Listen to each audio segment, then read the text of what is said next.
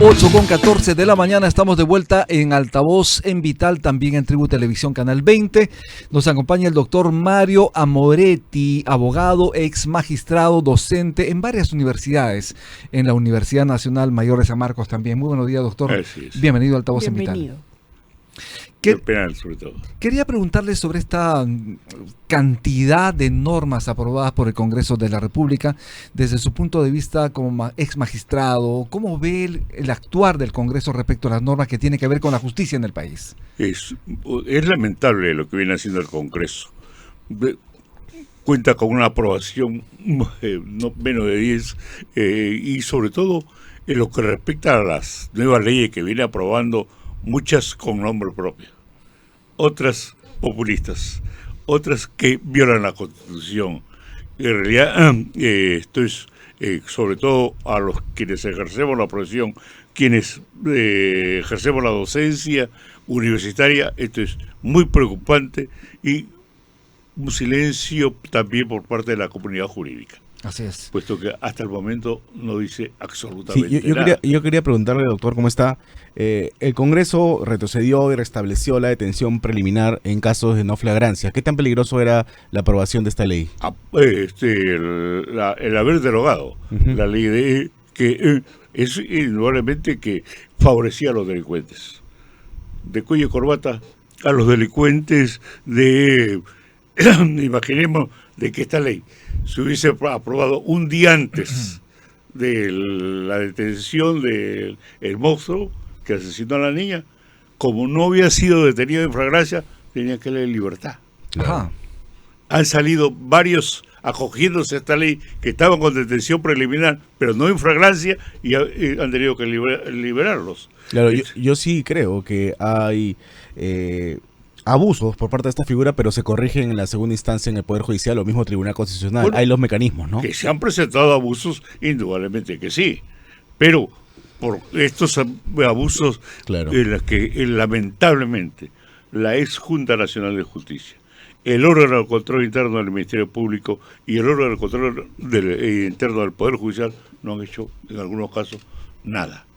Han puesto fiscales que han puesto en libertad a besados delincuentes, sanguinarios, porque llegó 5 o 10 minutos tarde y se vencieron el plazo, le dieron libertad, cuando la ley les obliga a ellos, en todo caso, a pedir una ampliación de la detención preliminar hasta por 7 días en casos simples, y en casos complejos hasta por 15 días. Nunca lo pidieron, pero tampoco la Junta Nacional de Justicia no hizo nada para sancionarlo. No. Y lo que es más grave, tenemos entendido que 2 de las fiscales que dieron libertad a estos avisados delincuentes, una de ellas ha pasado a la Fiscalía de Familia, la premiaron. Respecto al fiscal José Domingo Pérez, la Fiscalía ha formalizado una investigación en contra del fiscal por presunto delito de enriquecimiento ilícito. Sin embargo, no será suspendido del cargo ni retirado de los casos que él está siguiendo. Esto es algo que quizás en otros casos, además de haberlo suspendido, venía hasta una destitución. Pero sin embargo, él no solamente no ha sido suspendido, ni mucho menos apartado del cargo, y sobre todo cuando tenemos nosotros, que en el caso de Lobeto, son cerca de 8 años y no tenemos ningún resultado de la investigación. ¿Y por qué no lo retiran del cargo? ¿Qué es lo que está pasando? Si ya está muy cuestionado respecto a estos casos que está llevando. Por último, retirarlo de estos casos que está investigando, y además está siendo cuestionado de enriquecimiento ilícito supuestamente por estos casos. Exacto.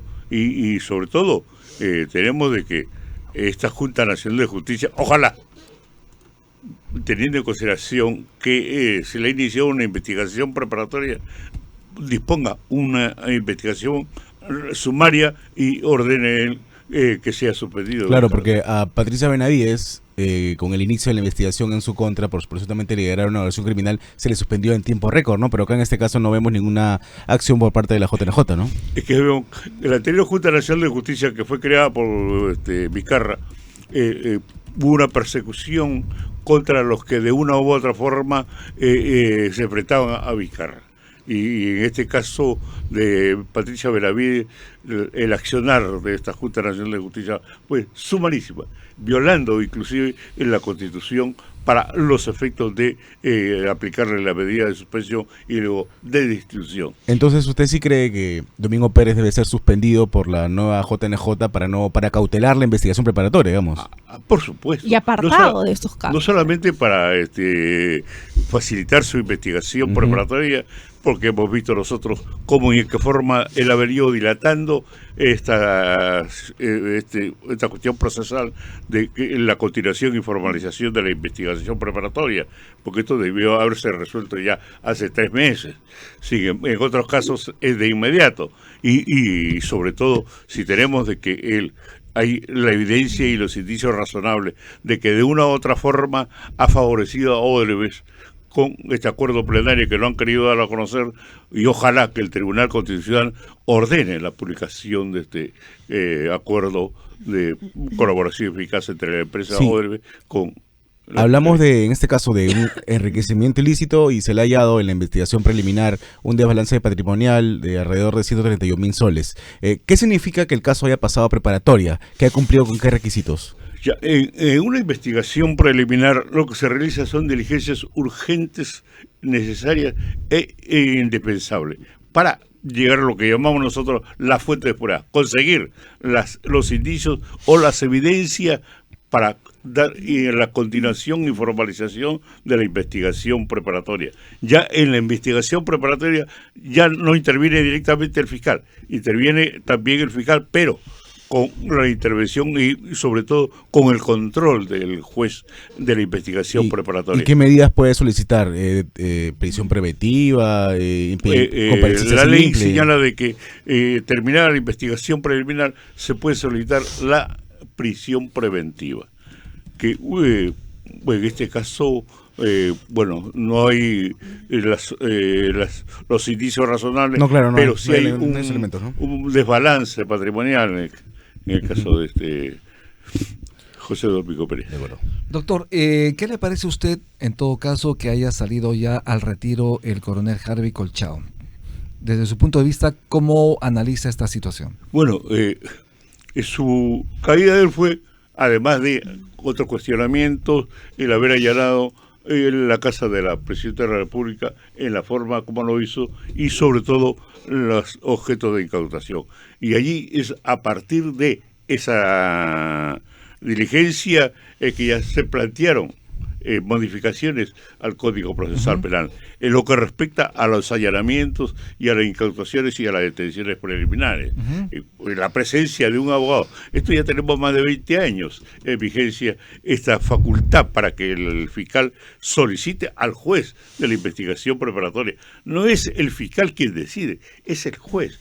Y el juez, para los efectos de disponer la incautación, detención y el allanamiento de un domicilio, requiere evidencia, requiere pruebas fehacientes con la finalidad de ordenar esta medida coercitiva. Lamentablemente ahora ya se exige la presencia del abogado. Se exige que no se inicie esta diligencia de la incautación hasta que no esté presente el abogado particular, si es que él insiste. Y yo hago esta pregunta tan simple. Yo sé que me van a allanar mi casa. Pido la presencia de mi abogado. Soy abogado, pero pido la presencia de mi abogado. Y lógicamente le mando a decir que se demore. ¿Para qué? Para poder esconder. Y ya se presentaron casos en la vida práctica. Narcotraficantes que fueron decretó contra ellos la detención preliminar y la incautación, la droga la pasaron por los servicios higiénicos y no había prueba. ¿Es una norma en todo caso que está diseñada para favorecer a los delincuentes? Por supuesto.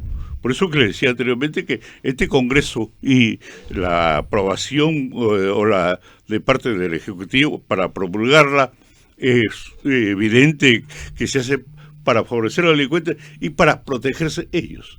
Hay un reconocido jurista del siglo pasado, Manuel Vicente Villarán, que dijo lo siguiente, que los políticos, antes de irse, nombran a sus jueces y fiscales para que los protejan cuando ellos se vayan. Y lo estamos viendo en el caso de Vizcarra. Y aquí, algo muy simple. Fuimos convocados varios especialistas, yo como penalista y otros constitucionalistas, etcétera, de diversas especialidades, al Congreso, para pronunciarnos sobre los decretos legislativos que debe dar facultades al Poder Ejecutivo. Nos escucharon, hemos expuesto unánimemente, no se le dé las facultades. ¿Y qué hizo el Poder Ejecutivo? Dictó un decreto legislativo disponiendo la libertad de los que estaban siendo condenados con un máximo de pena de 10 años. Es decir, no los protegen de los delincuentes que están en estos momentos afuera y ordenan que los que han sido condenados a 10 años se vayan a su casa. Un despropósito. El criterio que se empleaba para esta norma era cautelar la escena y también de los abusos que han habido en algún momento o que se siembre ciertas cosas, sean armas, sean droga o papeles, qué sé yo, dentro de un allanamiento. ¿Usted cree que realmente se cumpla con esta finalidad? Porque en caso de que nunca llegue el abogado, como menciona, también se ha mencionado de que hay un abogado de oficio que va a estar presente. Sin embargo, la persona allanada puede aceptar o rechazar este abogado de oficio. Indudablemente que sí, y sobre todo que la ley faculta a que el fiscal debe solicitar que el juez autorice que vaya un miembro de un defensor público. Pero el problema que se suscita, y lo han manifestado los defensores públicos, nosotros trabajamos de 8 a 5 de la tarde. Y los allanamientos no necesariamente son de día. Son de madrugada. Entonces, se van a presentar y se están presentando una serie de dificultades. Pero lo que la ley que han aprobado también respecto a la flagrancia. Fujimori dictó una ley, un decreto de ley en el año 1992, que los que eran denunciados por terrorismo no debían gozar de ningún tipo de libertad. Y la pregunta que hacía yo cuando dictaba mi clase, le digo, si yo tengo mi pasaporte, que he estado en el extranjero, en la fecha y el día y hora en que se produjo el atentado terrorista, lo presento a la fiscalía y el juez no me otorga mi libertad. Estoy demostrando que soy inocente. Claro. Y aquí vemos nosotros como algunos malos policías siembran en los casos de flagrancia.